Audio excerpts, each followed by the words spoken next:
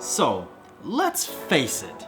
When it comes to all things swag in the firearms world, can we just all collectively admit it was Salient that defined it? There was something about that black and gold and lightning cuts that just shouted, "Swag!"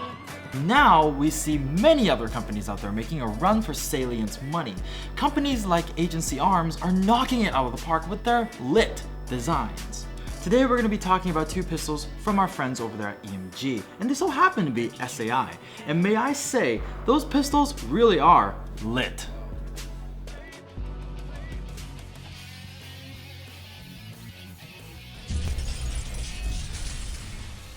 Hey guys, you've all known that I've been a fan of Salient Arms International for some time, and I think I mentioned that in my review I did for the Gray training rifle.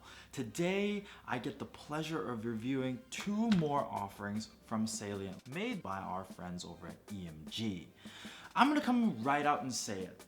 These two 1911s are not just your run-of-the-mill 1911s, but they're also double stack 1911s. And I'm gonna put it out there and say that these are probably the best double stack 1911s you're gonna get your hands on. So, you know what, fanboying aside, let's jump into them. And when I meant them, I did mean two, because there are two configurations, a 5-inch government model and this really sexy, sleek commander length one as well. Let's talk about what makes these guns so cool. Right off the bat, you're gonna note that the coloring on both the slide and the frame are done exceptionally well. The cuts up front as well as in the back, along with the lightning cuts on the slide release, trigger, and hammer, are faithfully replicated as what you would see on the real steel version. Coming down to attention to detail, they even have the Salient Arms logo right here on the rear sight that lines up with a fiber optic green front sight. Moving right along to the grip panels, each panel on each side features the SAI logo, and the panels sit very flush to the frame, providing a very even gripping surface for your hand. Each panel, along with the checkering on the frame itself, provides for a very balanced gripping surface.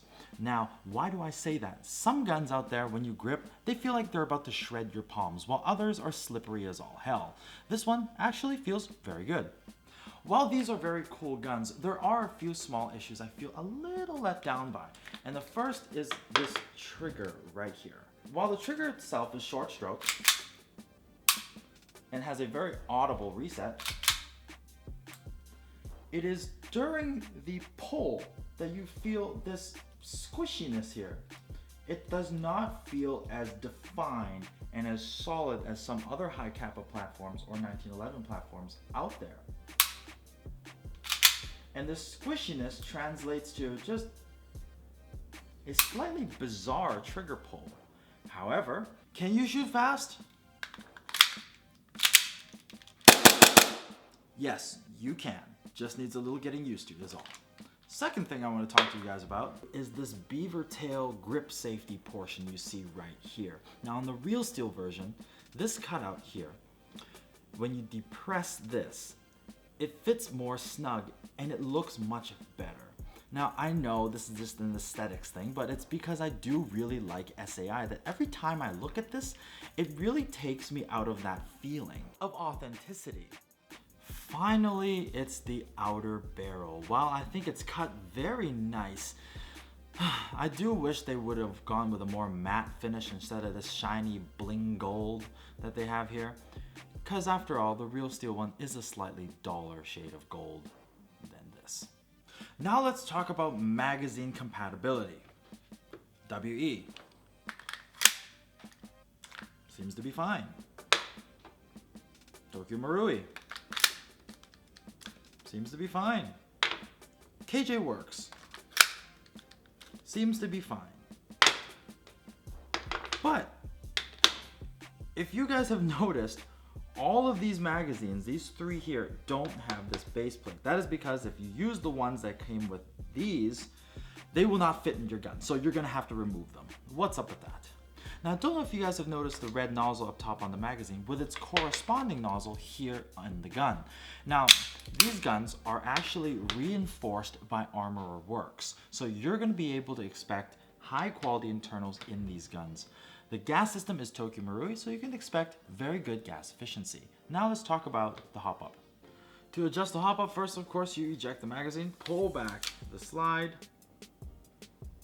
pop out that slide release, slide the slide forward, and you can access your hop-up adjustment wheel right here for more or less hop.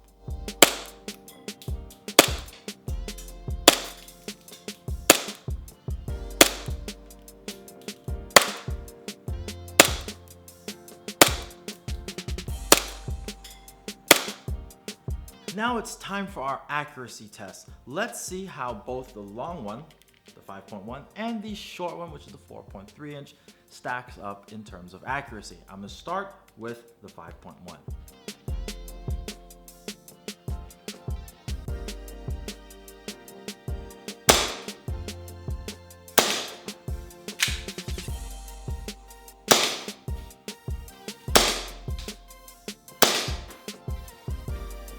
The trigger really is a little squishy and kind of gets a little distracting.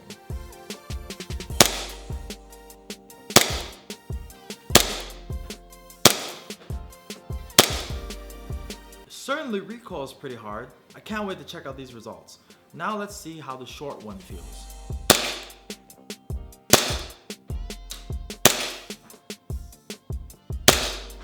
It definitely doesn't recoil as hard as the longer one. Like I mentioned before, the trigger pull really isn't its strong suit.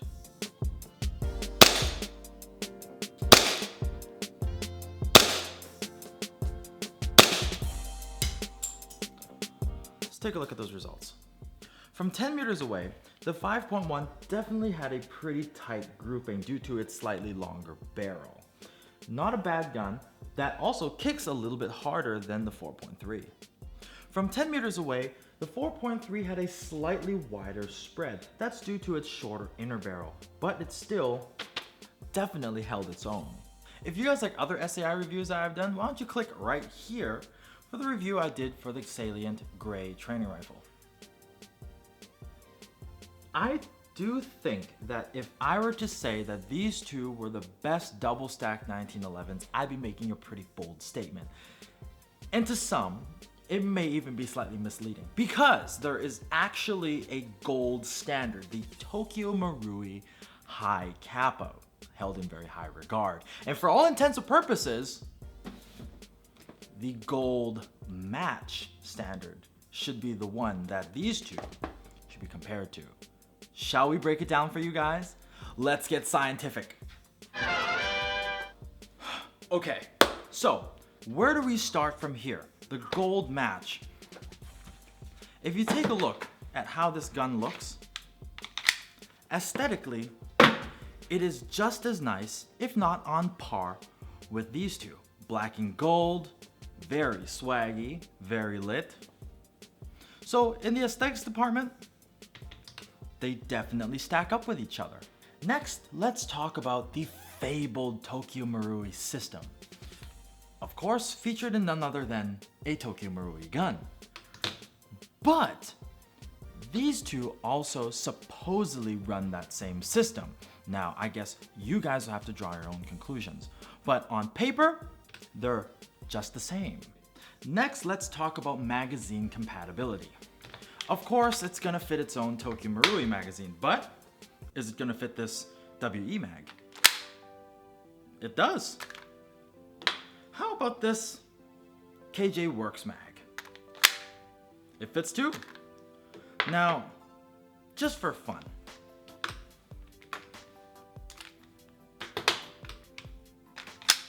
heck, it even fits the Salient mag. And the best thing is you don't even need to remove the base plates. So I guess in this situation, the gold match takes the point. Now let's talk about the body and construction. This is made out of, hey, you guessed it, plastic. Now, it's a little brittle and it can break, but if it's speed that you're looking for, you're definitely gonna get it here. However, both of these guns are full aluminum construction, so they're gonna feel a little bit more real, have a little bit more weight, and gonna be a little bit more durable. In that sense, I would have to give the point to both of them. Because speed, you got it here with the lightweight plastic, but durability, and I would say all around handsomeness with the materials, I'm gonna have to give it here.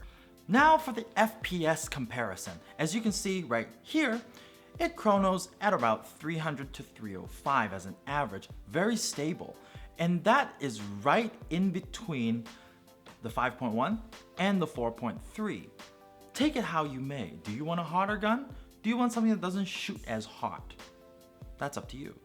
Now my final 2 points to wrap it up. I made a whole spiel about the trigger on these two. Now, this is where the gold match is definitely going to excel. Let me show you. It is a solid, lightweight, straight back trigger that feels very, very good. I would say far superior. My final point, price. Because when we play airsoft, a lot of times that's the first thing we're gonna look at. And with the gold match, it comes in at an even $179. Pretty good. I would say pretty fair for a Tokyo Marui standard gold match. However, for fully licensed, fully metal body pistols, these two come in at $169.99. Now, what would you guys do? Would you stick with the gold standard and pay 10 bucks more? Or will you go for a full metal gun that you really don't need too many extra upgrades for a little bit less? Let me know in the comments section below. And don't forget, you can find all of these cool products and many more on our online store at www.redwolfairsoft.com. My name is Mark, aka Blue Steel, and I'll catch you guys on the next episode of RedWolf TV. Have a good one, guys.